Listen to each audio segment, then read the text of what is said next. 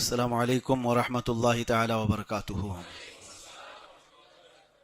الحمد للہ وکفا وسلام علی حبیبہ المصطفیٰ اما بعد۔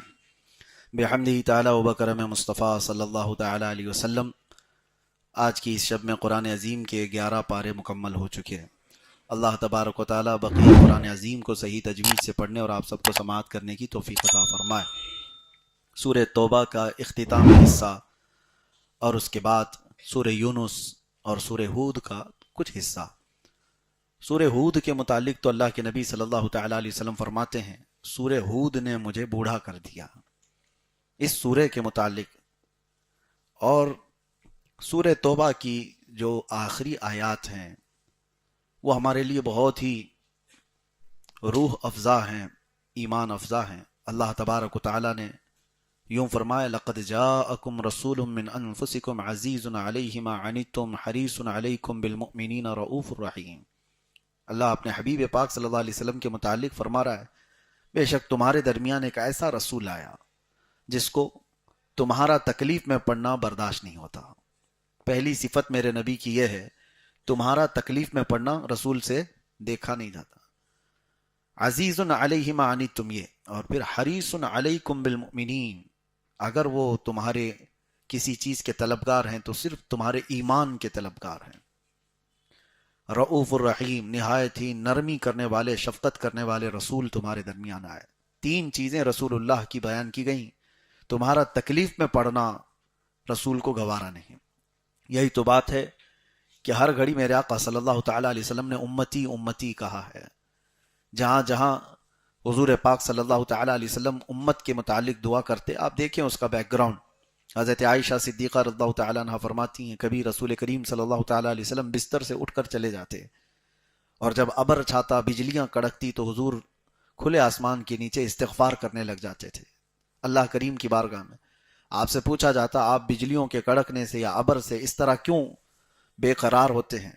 حضور پاک صلی اللہ تعالی علیہ وسلم نے ارشاد فرمایا، مجھے اندیشہ ہوتا ہے کہیں یہ بجلیاں یا یہ ابر میری امت پر عذاب نہ بن جائیں۔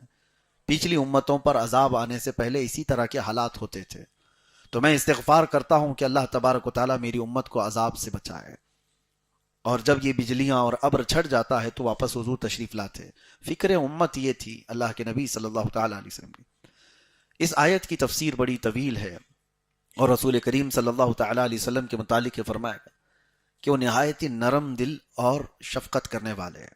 ارے وہ جانوروں کی سنتے تھے، لکڑی کے رونے کو بھی وہ برداشت نہیں کرتے۔ صحابہ اکرام فرماتے ہیں، مسجد نبوی میں ایک مرتبہ حضور پاک صلی اللہ تعالی علیہ وسلم جو عصا لے کر کھڑے ہوتے تھے اس کو چھوڑ دیا حضور نے، تو اس لکڑی سے رونے کی اتنی آواز آنے لگی جیسے کوئی بچہ اپنی ماں سے بچھڑ کر روتا ہو۔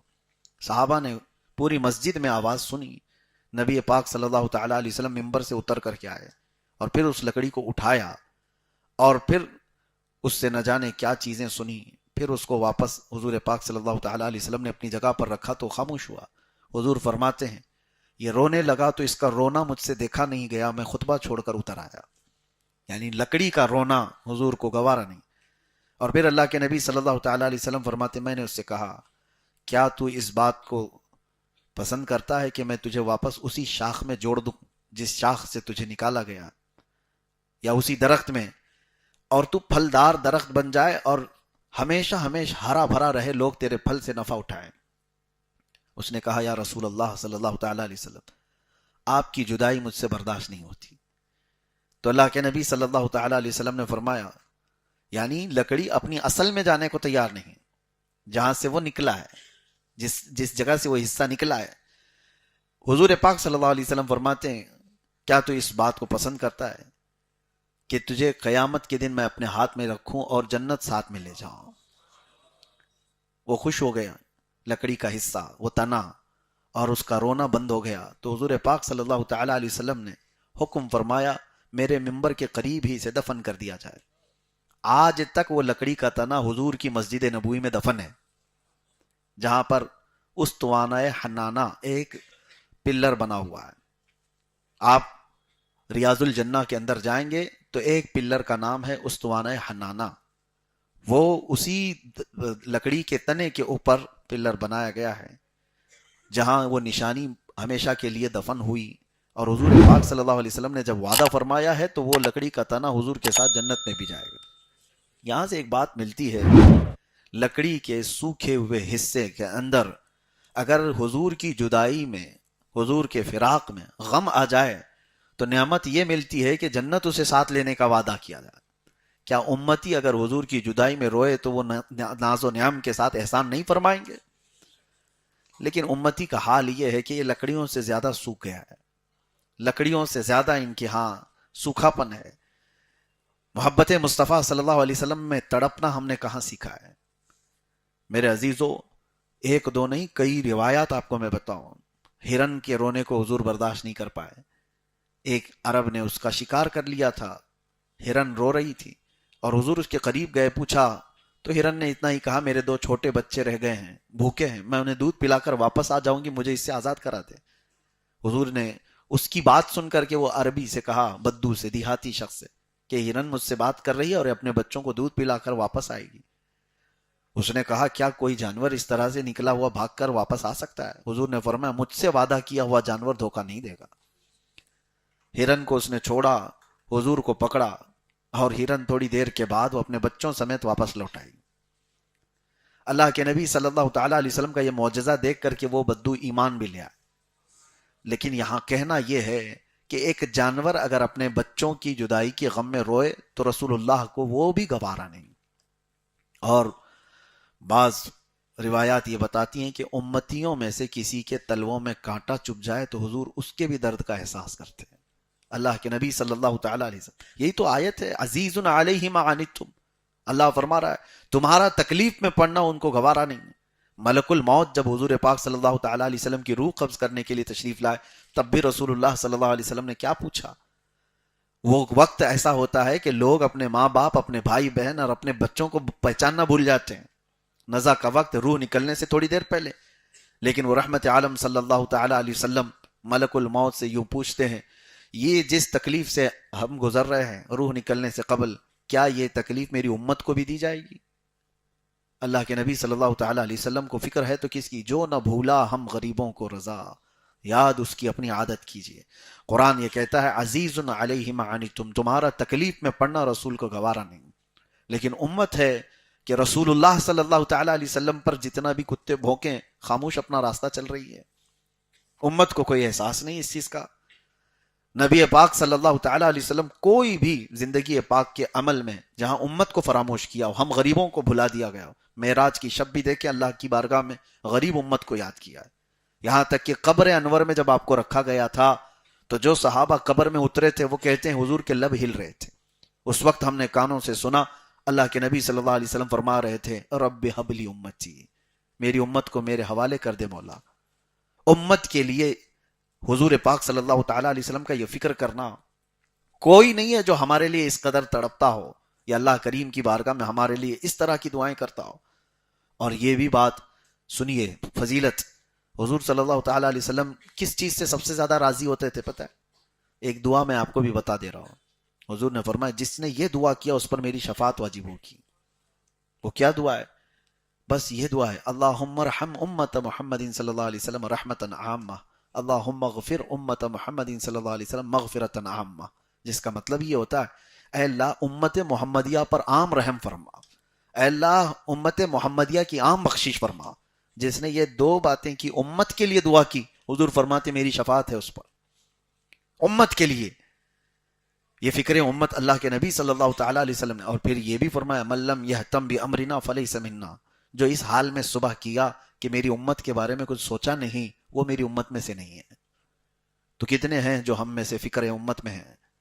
کون ہے جو تڑپتا ہے غریب امت کے لیے؟ ہم تو سیلفش ہو گئے آج کے دور میں، ہمارے اپنے اپنے معاملات میں ہم بزی ہو گئے۔ دنیا جاتی ہے کسی بھی کھائی میں، ہمیں اس کی کیا فکر۔ اب تو شہروں کے حالات ایسے، میں ابھی مہینے بھر قبل ایک گھر گیا تھا، اور باہر نکلنے کے بعد ان کے فلیٹ سے دوسرے فلیٹ کو دیکھا تو وہاں بھی مسلمان نام تھا۔ میں نے پوچھا یہ لوگ جانے پہچانے لگتے ہیں؟ تو انہوں نے کہا ہم تو یہاں 8 سال سے ہیں لیکن ابھی تک ان سے ہماری کوئی ملاقات نہیں۔ میں جانتا ہوں لیکن بغل میں جن کا گھر ہے وہ نہیں جانتے۔ یہ شہروں کی زندگیاں ہیں، یہاں پڑوس کا تصور ختم ہو چکا ہے۔ کئی دنوں تو ایسا ہوتا ہے کہ کوئی مر گیا، بہت دنوں کے بعد پتہ چلتا ہے کہ وہاں بلڈنگ میں سے کوئی انتقال کر کے چلا بھی گیا ہے۔ تو یہ معاشرہ تو رسول اللہ صلی اللہ تعالی علیہ وسلم کا دیا ہوا نہیں تھا۔ حضور فرماتے مثل المؤمن کمثل جسد اذا اشتكى عضو تداعى له سائر الجسد بالسهر والحمى، مومن کی مثال ایسے ہے جیسے ایک جسم کے اعضاء، سارے مومنین ایک جسم کے پارٹ ہیں، ایک عضو کو تکلیف ہو جائے تو پورے جسم میں بخار آنا چاہیے۔ سر درد ہے تو ایسا نہیں ہے کہ پھر باقی جسم اچھا ہی رہتا ہے، پورا جسم اس درد کی وجہ سے بے قرار رہتا ہے۔ انگوٹھے میں ٹھوکر لگ جائے لیکن کھانا اچھا نہیں لگتا۔ تو مومنین کی مثال ایسی ہے، ایک مومن کو اگر تکلیف ہو تو سارے مومنین تڑپنا چاہیے۔ فلسطین کے حالات دیکھیں، عراق ہو، شام ہو، یمن ہو، جل کر راکھ ہو گئے۔ آپ اندازہ کر سکتے ہیں 70,000 لوگوں کو قتل کر دیا گیا۔ یہ جینوسائیڈ کہا جاتا ہے اس کو، نسل کشی ہے۔ اور اس میں سے تقریباً 30,000 کے قریب وہ بچے جو ابھی کھلے بھی نہیں تھے، وہ اپنے باپ کی گود میں ختم ہو گئے۔ کیسے کیسے ان لوگوں کے چھیتڑے اڑائے گئے۔ ہم تو ویڈیو شیئر کرتے ہیں اور نکال جاتے ہیں۔ میں اس کے متعلق یہ تو کہنا چاہتا ہوں کہ کبھی تم تنہائی میں بیٹھ کر تمہاری آنکھیں بھیگ جاتی ہو فکر امت میں، تو یہ بھی کافی ہے۔ جا نہیں سکتے، مدد نہیں کر سکتے، تمہاری استطاعت نہیں، طاقت نہیں، تو کم از کم احساس تو کر سکتے ہو۔ اور جب احساس کے ساتھ، درد دل کے ساتھ تم پکارو گے اللہ کی بارگاہ میں کہ اللہ ان بچوں کی تکلیف دیکھی نہیں جاتی، یا رحمان ان پر رحم فرما، ان کی آزمائش کو ختم فرما۔ ویسے تو اجتماعی دعائیں، فارمیلٹیز بہت ہوتی رہتی ہیں۔ میں تو یہی سمجھتا ہوں، لوگ تو دعاؤں کے ہاتھ بھی اٹھاتے ہیں تو کھجاتے ہوئے ادھر سے ادھر، ان کے نہ تصور ہیں نہ خیالات ہیں، وہ تو ڈیوٹی کرنے آئے ہیں، ادھر ہاتھ اٹھائے، کب امام نیچے چھوڑا کہ وہ نکل گئے۔ یہ دعا ہے؟ دعا تو درد ہے، احساس ہے، اور اس طرح سے دعا کرو تو پھر دیکھو بارے اجابت سے ٹکرا جائے۔ احساس ختم ہونے کو آ گیا۔ وجہ یہ ہے کہ ہم ان تکلیفوں سے نہیں گزر رہے ہیں جن تکلیفوں سے امت گزر رہی ہے، لیکن نمبر آئے گا۔ زیادہ دیر تک انتظار نہ کرو، نمبر آئے گا۔ اللہ تبارک و تعالی فکر امت میں تڑپنے کی توفیق عطا فرمائے۔ زندگی کا کچھ حصہ وہ بھی رکھو۔ رسول اللہ صلی اللہ تعالی علیہ وسلم کو اگر راضی کرنا چاہتے ہو، ایک بات میں اور آپ کو بتا دوں، حضرت جبرائیل امین علیہ السلام نے، جانتے ہو حضور کی رضا کے لیے انہوں نے کیا کہا؟ یا رسول اللہ صلی اللہ تعالی علیہ وسلم، مکہ والوں کی تکلیف کو ہٹا دیا جائے، مکہ والے جو ایذا دیتے ہیں وہ سب ختم ہو جائے، مدینے میں اچھی حکومت اسٹیبلش ہو جائے، جنگوں میں فتح یابی ہو جائے۔ جبرائیل امین نے یہ نہیں کہا۔ جبرائیل امین نے حضور صلی اللہ علیہ وسلم کی رضا حاصل کرنے کے لیے ایک جملہ کہا تھا، کیا؟ وہ عرض کرتے ہیں، یا رسول اللہ صلی اللہ علیہ وسلم، قیامت کے دن جس وقت آپ کی امت پل صراط سے گزر رہی ہوگی، میں اپنے پر بچھا دوں گا۔ اللہ کے نبی صلی اللہ علیہ وسلم راضی ہو گئے، خوش ہو گئے۔ جبرائیل امین علیہ السلام نے امت کی بات کی، حضور راضی ہو گئے۔ امت کے لیے آپ جب بھی کچھ کرو، اللہ کے نبی راضی ہوں گے۔ جس نے بھی امت کے بھلائی کا کام کیا، رسول پاک صلی اللہ علیہ وسلم کی رضا اس نے حاصل کر لیا۔ حتیٰ کہ تم راستے سے تکلیف دہ چیز کو بھی اٹھاؤ، امت تکلیف میں نہ آئے، حضور پاک کی رضا کا سبب ہے یہ۔ میرے آقا صلی اللہ تعالی علیہ وسلم کی رضا حاصل کرنے کا سب سے آسان طریقہ یہ، امت کی بھلائی کا خیال کرو۔ لوگ بڑے بڑے وظیفے، بڑے بڑے اعمال، بڑی بڑی عبادتوں میں مصروف ہیں، لیکن وہ فکر امت میں نہیں ہے، وہ خود اپنی فکر میں رہ گئے۔ تم جتنے بھی بلند بننے کے لیے وظیفوں کا سہارا لے رہے ہو، میں آسان طریقہ یہ بتا رہا ہوں، احساس اور درد تمہارے اندر ہو امت کا، تو پھر دیکھو رسول اللہ کی احسانات اور ان کی نوازشیں کیسی ہوتی ہیں، آپ کو اندازہ بھی نہیں ہوگا۔ ایک بزرگ ہیں حضرت شبلی رحمت اللہ تعالی علیہ، میں ان کی بات عرض کر کے اس آیت کے متعلق عرض کرتا ہوں۔ حضرت شبلی کے متعلق اس زمانے کے ایک اور بزرگ نے دیکھا خواب میں کہ رسول پاک صلی اللہ تعالی علیہ وسلم کی مجلس لگی ہوئی ہے اور حضرت شبلی اس مجلس میں آ رہے ہیں۔ تو نبی پاک صلی اللہ تعالی علیہ وسلم نے سب کو ہٹایا اور کہا، شبلی تم میرے بغل میں بیٹھو۔ ان کو رسول پاک صلی اللہ تعالی علیہ وسلم نے بالکل اپنے پاس بٹھایا۔ تو وہ جس بزرگ نے حضرت شبلی کو خواب میں اس طرح سے دیکھا حضور کی بارگاہ میں، وہ بے چین ہو گئے کہ کیا عمل کرتا ہوگا شبلی۔ نبی پاک صلی اللہ تعالی علیہ وسلم کی بارگاہ میں اتنا قرب ہے۔ دوسرے دن اٹھے اور دوڑتے ہوئے وہ حضرت شبلی کو تلاش کر کے پہنچے اور جا کر کے ان سے ایک بات پوچھی کہ شبلی مجھے ایک بات بتاؤ، رسول پاک صلی اللہ تعالیٰ علیہ وسلم کی بارگاہ میں تمہارا ایسا مقام ہے؟ انہوں نے یہ نہیں پوچھا کیا مقام ہے، کیا دیکھا، ان سے اس بزرگ نے پوچھا کہ صرف یہ بتاؤ تم کرتے کیا ہو؟ حضرت شبلی کہتے ہیں 2 عمل ہے میرے، رات کو اس وقت تک سوتا نہیں جب تک امت کی بخشش کی دعا نہیں کرتا، امت محمدیہ کی بخشش کے لیے، ان کے اصلاح حال کے لیے دعا نہیں کرتا، اس وقت تک سوتا نہیں۔ دوسری چیز یہ ہے جو عمل میں آپ کو بتا رہا ہوں، الحمدللہ برسوں سے میرا بھی عمل ہے۔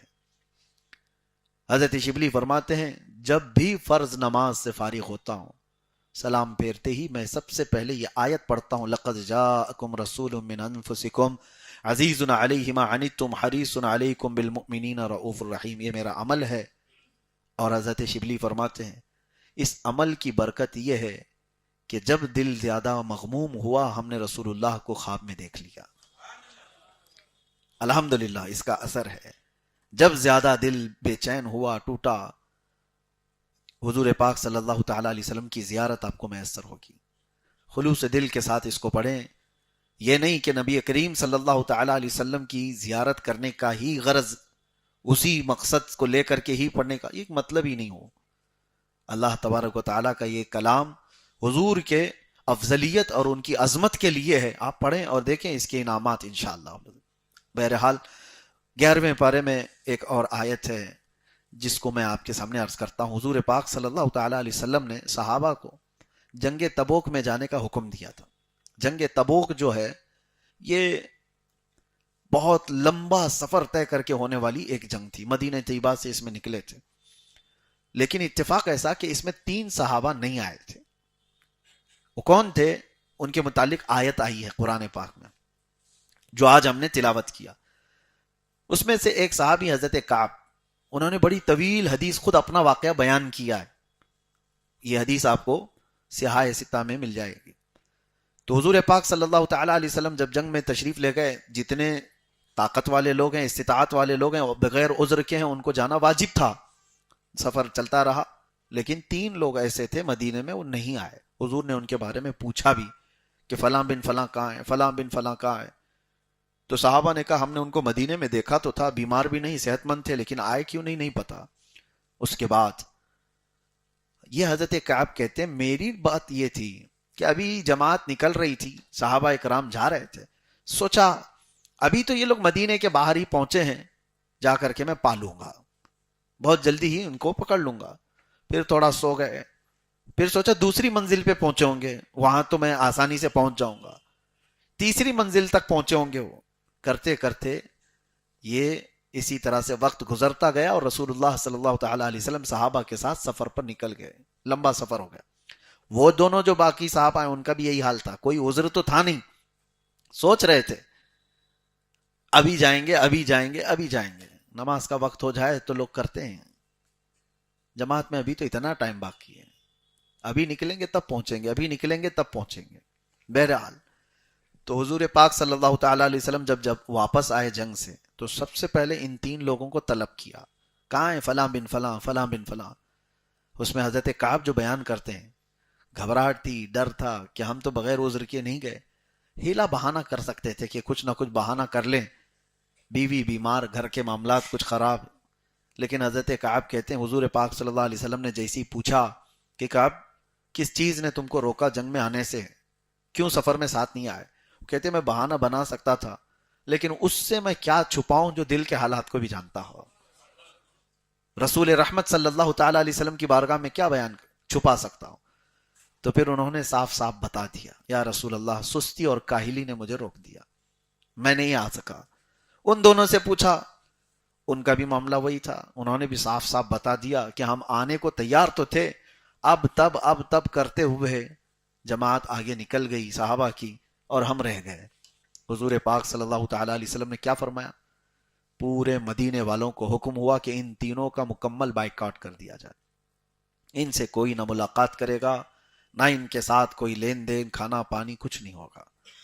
اور صحابہ اکرام رضوان اللہ تعالیٰ علیہ مجمعین وہ حضور کی بات پر تو ایسے عمل کرنے والے، سیسا پلائی دیوار تھے، ایک حکم آ جانے پر 50 سال پرانی شراب کے مٹکے توڑ دیے تھے، وہ صحابہ کی بات ہے، حکم آ گیا تو پھر اس کے بعد وہ نہیں دیکھتے۔ میں آپ کو صرف اتنی بات بتاتا ہوں، حکم پر عمل پیرا ہونے کا طریقہ صحابہ کا کیا تھا۔ عبداللہ بن رواحہ رضی اللہ تعالیٰ، ایک صحابی، حضور پاک صلی اللہ علیہ وسلم مسجد نبوی میں بیان کر رہے تھے، اسی اسنا میں جو لوگ کھڑے ہوں گے حضور نے فرمایا بیٹھ جاؤ بیٹھ جاؤ۔ حضور کی آواز آئی، جو کھڑے ہوں گے ان کے لیے۔ عبداللہ بن رواحہ اپنے گھر سے نکلے ہوئے ابھی گلی میں تھے، جمعہ کے لیے مسجد میں آ رہے تھے، ان کے کانوں میں حضور کی آواز آئی، وہ گلی میں ہی بیٹھ گئے، وہیں بیٹھ گئے۔ تو لوگوں نے ان سے کہا کہ عبداللہ، رسول اللہ صلی اللہ تعالیٰ علیہ وسلم وہ مسجد میں موجود لوگوں سے فرما رہے ہیں کہ بیٹھ جاؤ۔ حضرت عبداللہ بن رواحہ کہتے ہیں میرے کانوں میں رسول اللہ کی آواز آ گئی بیٹھ جاؤ، اگر میں کھڑا رہا اس کے بعد تو پھر غداروں میں شمار نہ ہو جائے، نافرمانوں میں میرا شمار نہ ہو جائے۔ اور اس کے بعد ایسی ہی گھسٹتے گھسٹتے مسجد تک آئے، کھڑے نہیں ہوئے۔ تو صحابہ کے عمل کا طریقہ تو یہ تھا، ایک بار اگر کہہ دیا جائے بائیکاٹ، تو یہ نہیں کہ چوری چھپے کوئی بات کر لی جاتی، نہیں، وہ تو اتنے سخت تھے معاملات میں۔ انس بن نزیر ایک صحابی ہیں، حضور صلی اللہ علیہ وسلم ان کے گھر گئے اور راز کی کچھ باتیں ان سے ہوتی تھی۔ مکہ سے ایک لیٹر آیا تھا، جنگوں کی تیاریاں کر رہے تھے مکہ والے، اس میں لکھا ہوا تھا کہ کیا کیا تیاریاں ہو رہی۔ حضور صلی اللہ علیہ وسلم نے انس بن نزیر سے کہا پڑھ کے سناؤ، تو انہوں نے پڑھا، سنایا، اور حضور نے فرمایا بند کرو، یہ تیرے اور میرے بیچ میں راز ہے، کسی کو بتانا نہیں۔ ہو گئی بات، یہ فائنل ہے۔ صحابی رسول کو جب یہ بات مل گئی، لیکن حضرت انس بن نزیر کے بارے میں بتایا جاتا ہے وہ اپنی بیوی سے بہت محبت کرتے تھے، عشق کرتے تھے، عشق کے درجے تک اپنی بیوی سے محبت کرتے تھے۔ ان کی بیوی ان کی بڑی محبت کی حامل تھی۔ بہرحال ہوا یہ کہ رسول پاک صلی اللہ علیہ وسلم جیسے ہی ان کے گھر سے گئے، ان کی بیوی سامنے آئی، کہا انس، رسول اللہ صلی اللہ علیہ وسلم آئے تھے، کیا بات ہو رہی تھی؟ عشق اپنی جگہ، محبت اپنی جگہ بیوی کا۔ انس بن نزیر نے کہا نہیں، وہ بات نہیں بول سکتا جو رسول اللہ نے کہا کہ راز ہے، وہ نہیں بول سکتا۔ انہوں نے کہا مجھ سے بھی چھپاؤ گے، مجھ سے بھی چھپاؤ گے، اتنی محبت کرتے ہو، اتنا عشق کرتے ہو؟ کہا وہ تمہارا مقام الگ ہے۔ یہ بات چل رہی تھی، اسی میں بیوی نے کہہ دیا میں نے تو سن لیا ہے دیوار کے پیچھے سے کیا بات ہو رہی تھی، مکہ سے خط آیا ہے، مکہ والے جنگوں کی تیاری کر رہے ہیں۔ او اتنا سننا تھا، سیدھے انس بن نزیر جا کے گلا پکڑ لیا اپنی بیوی کو، اور گلا پکڑ کر کے رکھے کہ میں تجھے نہیں چھوڑ سکتا، کیونکہ میرے اور رسول اللہ کے راز کا افشا میں برداشت نہیں کر سکتا۔ وہ اپنا گلا چھڑانا چاہ رہی ہیں لیکن یہ چھوڑ نہیں رہے، اور اسی طرح سے گردن پکڑ کر کے رسول اللہ تک لے کر کے آئے، جس سے بے حد محبت کرتے ہوں۔ آ کر کے نبی پاک صلی اللہ علیہ وسلم سے عرض کیا کہ آقا، آپ کا یہ غلام آپ کے راز کی حفاظت کر رہا تھا، لیکن دیوار پیچھے سے اس خاتون نے سن لیا، اگر آپ کا حکم ہے تو اس کو میں ختم کر دوں۔ رسول پاک صلی اللہ تعالی علیہ وسلم رحمت للعالمین ارشاد فرماتے ہیں انس چھوڑ دو، وہ بھی میری صحابیہ ہے، وہ راز کی حفاظت کرے گی۔ اس کے بعد ہاتھ چھوڑ دیا، پھر مسکرا کر اپنی بیوی سے کہا یہ رشتہ الگ ہے اور وہ محبت الگ ہے۔ میرے آقا صلی اللہ تعالی علیہ وسلم کا حکم جہاں آ جائے تو پھر کوئی رشتہ نہیں ہے۔ یہ صحابہ کا معمول تھا۔ تو یہ تین صحابہ کو جیسی حضور نے ایک بات میں کہہ دیا مدینے میں کہ ان تینوں کا بائیکاٹ، بیویوں نے بات کرنا چھوڑ دیا، ان کے بھائیوں نے، ماں باپ نے، کہ اللہ کے نبی کا فرمان ہے تم سے بات نہیں کر سکتے۔ حضرت کعب کہتے ہیں زندگی اتنی کٹھن ہو گئی تھی، سخت ہو گئی تھی کہ جس کو دیکھو منہ پھیر رہا ہے، کوئی بات کرنے کو تیار نہیں۔ چلو یہ باتیں تو ہم برداشت کر لیتے کہ مدینے والے کوئی ایک دوسرے سے کوئی بھی ملنا نہیں چاہ رہے ہم سے، لیکن رسول اللہ صلی اللہ تعالی علیہ وسلم کے پاس جائے تو میرے آقا بھی چہرہ پھیر لیتے تھے۔ یہ بہت سخت معاملہ تھا ان کے لیے۔ اور ان کی خطا کیا تھی؟ یہ بغیر عذر کے جنگ سے پیچھے رہ گئے تھے۔ اللہ کے نبی صلی اللہ تعالی علیہ وسلم نے جب فرمایا، ان کی بیویوں کے بارے میں وہ کہتے ہیں وہ کھانے کا برتن یوں سرکا دیتی تھی اور چہرہ پھیر کر کے چلی جاتی تھی، اگر وہ کچھ بات کرتے تو پیچھے مڑ کر کے، کیونکہ وہ رشتہ داریاں بھی تھیں، اس کے باوجود وہ کہتی اللہ کے نبی صلی اللہ علیہ وسلم نے جتنا حکم دیا اسی پر ہم عمل کریں گے، کہیں ہمارا ایمان نہ چلا جائے۔ وہ عتاب میں چل رہے تھے، اور اس اسنا میں ان کے تقریباً 40 دن گزر گئے۔ وہ کہتے ہیں کہ زمین تنگ ہو گئی تھی ہمارے لیے، رو رو کر کے ان کے حلقے پڑ گئے تھے، اتنا روئے تھے یہ تینوں صحابہ۔ تب یہ آیت نازل ہوئی حضور پاک پر، وعلى الثلاثة الذين خلفوا حتى إذا ضاقت عليهم الأرض بما رحبت وضاقت عليهم أنفسهم. اللہ فرماتا ہے وہ تین لوگ جو حضور پاک صلی اللہ علیہ وسلم کی جماعت سے پیچھے رہ گئے، ان پر زمین تنگ ہو گئی تھی، تو اس کا نبی پاک صلی اللہ تعالی علیہ وسلم نے بائیکاٹ کا حکم دیا، سارے مدینے والوں نے ان کو تنہا کر دیا، چھوڑ دیا. ثم تاب علیہم لیتوبوا ان اللہ هو التواب الرحیم. اللہ فرماتا ہے پھر جب انہوں نے سچی توبہ کی تو اللہ نے ان کی توبہ قبول فرمائی. بے شک اللہ توبہ قبول کرنے والا، رحم کرنے والا ہے. جب یہ آیت نازل ہوئی، حضور پاک صلی اللہ تعالی علیہ وسلم فجر میں اعلان فرماتے ہیں کہاں ہے کعب، کہاں ہے فلاں، کہاں ہے فلاں. تینوں صحابہ کا نام لیتے ہیں، وہ دوڑے دوڑے آئے اور حضور نے یہ جیسی آیت تلاوت کی، حضرت کعب کہتے ہیں میری زندگی میں ایسی عید کا دن آیا ہی نہیں تھا، ایسی عید کا دن آیا نہیں تھا جیسا مجھے نبی پاک صلی اللہ تعالی علیہ وسلم نے ہماری توبہ کی قبولیت کا مژدہ سنایا تھا. تو یہ تین صحابہ، یہاں کہنے کی بات یہ ہے بڑے لوگ تھے صحابہ. کچھ لوگ یہ سوچتے ہیں کہ ان کی غلطی کیا تھی، ان کی خطا کیا تھی، اتنا بڑا کیا کر دیا تھا، پیچھے رہ گئے تھے. نہیں میرے عزیزو، وہ صحابہ مشعل راہ ہدایت پوری امت کے لیے، وہ ستارے ہیں. ان کی ہلکی سی بھی چیز امت کے لیے بڑی بن سکتی ہے. نبی پاک صلی اللہ علیہ وسلم نے وہی روک دیا تھا کہ تمہارے سے یہ خطا نہ ہو. تو بسا اوقات بڑے لوگوں کی چھوٹی غلطی کو بھی پکڑ لینا چاہیے. وجہ یہ ہے کہ اگر اس کی غلطی کو ہلکے میں چھوڑ دیا جائے تو بعد کے نیچے والے لوگ، شیخ سعدی رحمۃ اللہ علیہ فرماتے ہیں اگر بادشاہ آدھے انڈے پر ظلم کو جائز کہہ دے تو رعایا مرغوں کو سیخ پہ چڑھا دے گی. ہاں ظاہر سی بات.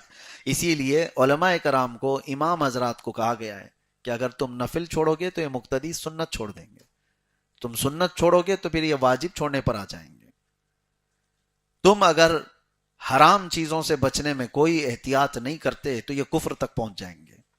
اسی لیے علماء ذوی الاحترام کو، مبلغین اسلام کو، دعات کو یہ کہا گیا ہے مکروہ چیزوں سے بھی بچو. حدیث جو راویان حدیث روایت لیتے تھے، میں آپ کو بتاؤں کسی ایسے محدث کے پاس وہ جاتے نہیں تھے جو مذاق میں بھی کبھی جھوٹ کہا ہو. مذاق میں بھی، پوری زندگی کی بات کر رہا ہوں، ایک محفل میں پوری زندگی بھر. اس کی وجہ کیا ہے؟ ان کی چھوٹی سی بھی بات کو امت کے لیے بہت بڑا بنایا جا سکتا ہے. اگر اسی لیے سرکار سیدنا امام حسین رضی اللہ تعالیٰ عنہ کی بات سمجھیں آپ. یزید کے ساتھ معاملہ کیا تھا؟ بس یہی تو تھا کہ وہ فاسق و فاجر خلیفہ، اگر اس کو برداشت کر لیا جاتا تو بعد کے لوگوں کے لیے دلیل بن جاتی. رسول اللہ کا نواسہ جب فاسق و فاجر کو امام مان سکتا ہے تو ہم اپنے زمانے کے چوروں کو امام کیوں نہیں مان سکتے؟ ہماری مسجدوں کے مصلوں کا آج تک پاک ہونا، محترم رہنا، اس میں امام حسین کا صدقہ ہے. انہوں نے چھوٹی سی چیز اگرچہ آپ کے نظر میں ہو. ایک اور میں آپ کے سامنے حکایت عرض کرتا ہوں. ایک عالم دین ہے، وہ جہاز کے سفر پر ہیں اور پانی کے جہاز میں وہ بیچ دریا میں جب جہاز پہنچا، ان کے پاس 2000 سونے کے سکے تھے، 2000 اشرفیاں یہ سفر میں لے کر چل رہے تھے. اور راستے میں جب سمندر کے درمیان پہنچے تو اتفاق ایسا کہ اس جہاز پہ ایک چور بھی سفر کر رہا تھا، اچھا خاصا چور، ٹرینڈ. اور اس نے اس مولانا صاحب کو دیکھ لیا تھا کہ ان کے پاس سونے کے سکے ہیں، چرائے تو کیسے. اب جب سمندر کے بیچ پہنچ جائے جہاز تو نہ کسی کے آنے کا اندیشہ، نہ کسی کے باہر جانے کا، جو ہے جہاز میں. تو اس نے ایک ہیلا اپنایا. اس نے کیا کیا؟ اچانک رات کو واویلا مچانا شروع کر دیا. ہائے افسوس، میرے 2000 سکے کسی نے چرا لیے، میرے سونے کے 2000 اشرفیاں کسی نے چوری کر لیا. کون؟ یہ چور نے اعلان کرنا شروع کیا اور اتنا رویا کہ سارے لوگ اس کو آ کر کے تسلی دینے لگے. پھر جو لیڈر تھا اس سے کہا گیا کہ دیکھو اس غریب کے کسی نے 2000 سکے چوری کر لی. اب یہاں سے کوئی بھاگ تو سکتا نہیں، جہاز میں جو ہوگا چوری کیا ہوا وہ اسی اندر ہوگا، یہی ہوگا، چرایا ہوا مال بھی یہی ہوگا. تو اس نے ضد کر دیا کہ میرا مال ڈھونڈا جائے. اس کو پتا تھا، اس نے اچھی طرح سے دیکھا تھا مولانا صاحب کے پاس 2000 سکے ہیں. تو کپتان نے عملے کو کہا کہ سارے لوگوں کی تلاشی لی جائے. سب کی تلاشی لی گئی، ایک کے بعد دیگرے، ہر ایک کو قطار میں لگا کر پورے جہاز کی تلاشی ہو گئی. وہ سکے کہیں نہیں ملے. وہ مولانا صاحب کے جھولے، ان کے در جو جتنے بسترے سب چھان مارے، کہیں نہیں ملے. اس چور نے دیکھا، بار بار کہا ان کا اور ایک بار چیک کرو، ان کا اور ایک بار چیک کرو، ملا ہی نہیں. اب یہ ہکا بکا رہ گا، اس نے تو رات کو گنا میرے سامنے، اب کہاں چھپایا ہے اس نے. جہاز میں کہیں نہیں ملا تو لوگوں نے پھر اس کو کوسنا شروع کیا، اس کو مارنے بھی لگ گئے کہ جھوٹا آدمی بغیر کسی چیز کے اس نے ایسے ہی لوگوں کو پریشان کیا.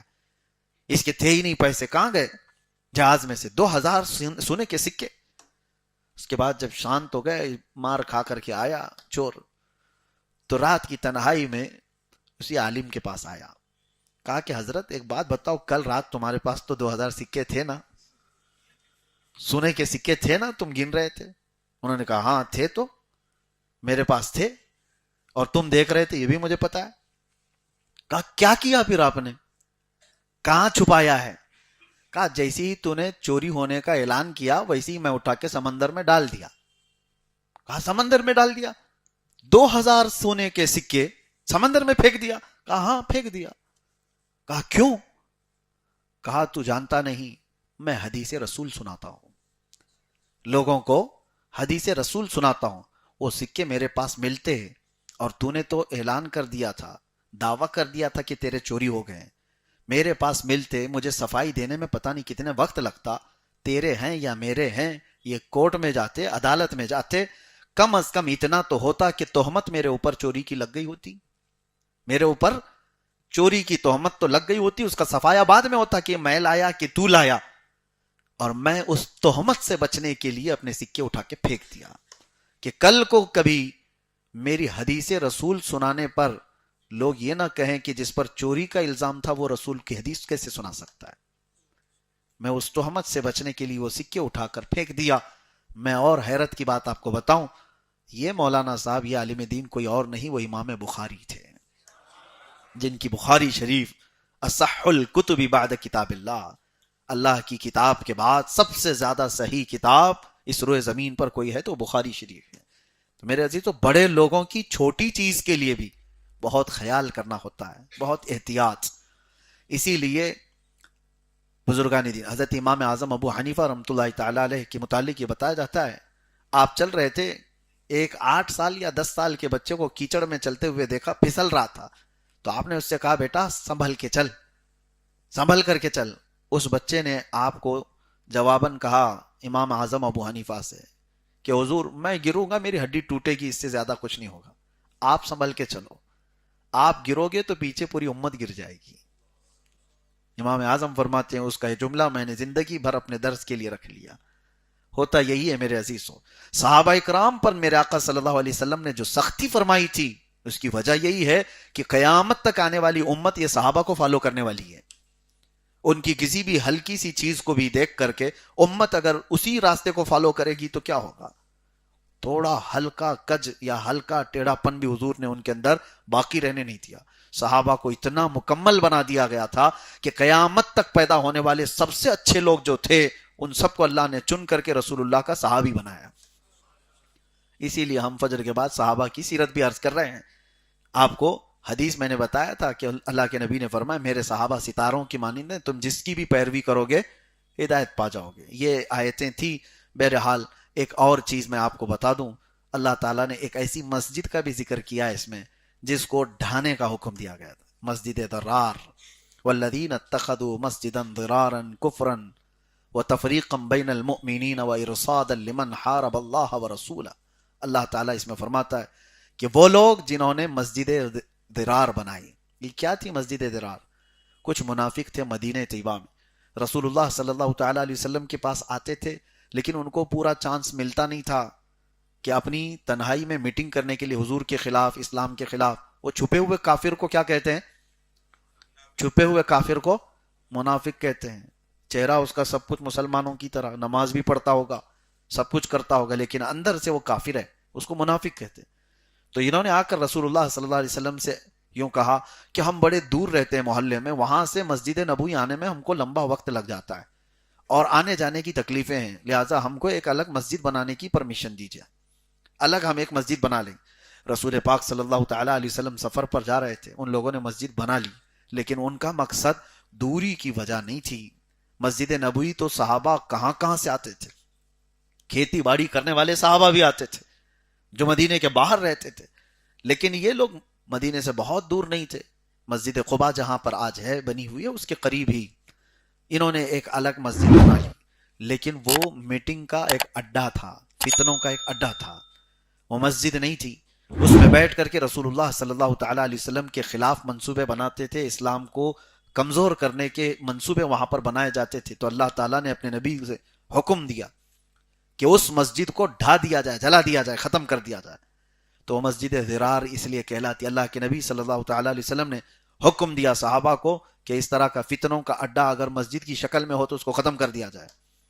اس کو ہٹا دیا گیا, اور وہاں پھر کبھی بھی آج تک مسجد نہیں بنائی گئی, تو اس کو مسجد ضرار کہا گیا. آج بھی ہم یہ کہتے ہیں کہ جو مسجد نبی پاک صلی اللہ علیہ وسلم کی گستاخی سکھاتی ہو وہ مسجد نہیں, وہ مسجد ضرار ہے, مسجد ضرار ہے. حالانکہ مسجدیں اللہ کی عبادت کے لیے ہیں, اللہ کی عبادت کے لیے. وہ لوگ بھی اللہ کی عبادت کے لیے مسجد شروع کیے تھے, لیکن وہاں کر کیا رہے تھے؟ نبی پاک سے بغض اور عداوت. آج کے زمانے میں بھی جو حضور کی محبت سے دور کرنے والے جس مسجد میں بھی پیغامات ہوتے ہوں وہ مسجد نہیں ہے, وہ مسجد ضرار ہے. ایسی مسجدوں میں نہ جائیں جہاں رسول اللہ صلی اللہ تعالی علیہ وسلم سے دور کیا جاتا ہو, ان کو عام بشر کہا جاتا ہو, بڑے بھائی کے برابر کہا جاتا ہو, پیٹھ پیچھے کا علم نہیں ہے یہ کہا جاتا ہو, ان کا خیال آنا گدھے اور بیل کے خیال سے بدتر کہا جاتا ہو, نعوذ باللہ من ذالک. ان ممبروں سے جہاں رسول اللہ کی شان میں بھونکا جاتا ہو وہ مسجد کہاں ہے؟ وہ مسجد ضرار ہے. مسجد وہ ہے, اعلیٰ حضرت فرماتے ہیں واللہ ذکر حق, یعنی ذکر خدا جو ان سے جدا چاہو نہ جدیو, یعنی اللہ کا ذکر کرنا چاہتے ہو اور حضور کو چھوڑ کر کے ذکر خدا جو ان سے جدا چاہو نہ جدیو, واللہ ذکر حق نہیں کنجی سقر کی ہے. سقر کہتے ہیں جہنم کو. تو خالص اگر کوئی یہ کہتا ہے کہ نہیں میں اللہ اللہ کرنے کے لیے یہ بنایا ہوں, نبی کا یہاں کوئی تذکرہ نہیں ہوگا, اعلیٰ حضرت فرماتے ہیں یہ تو جہنم کی کنجی ہے. شیطان بھی اللہ کو مانتا تھا لیکن رسالت کا انکار کیا. بہرحال اللہ تعالی ہماری مسجدوں میں وہ روحانیت آج بھی باقی ہے کہ ہم نماز اللہ کے لیے پڑھتے ہیں, ختم ہوتے ہی میرے نبی کی بارگاہ میں سلام بھی پیش کرتے ہیں. یہاں محبت کے پیغامات دیے جاتے ہیں.